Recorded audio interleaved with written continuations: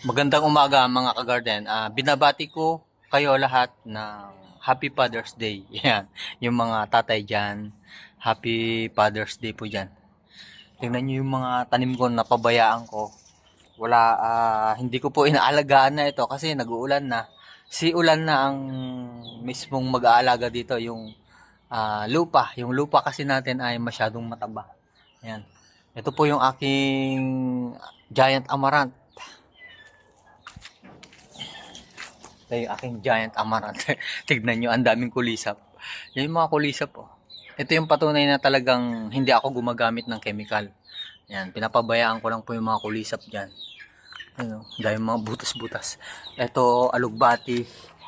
Napakaraming alugbati, oh. Tapos, ito yung native na ampalaya.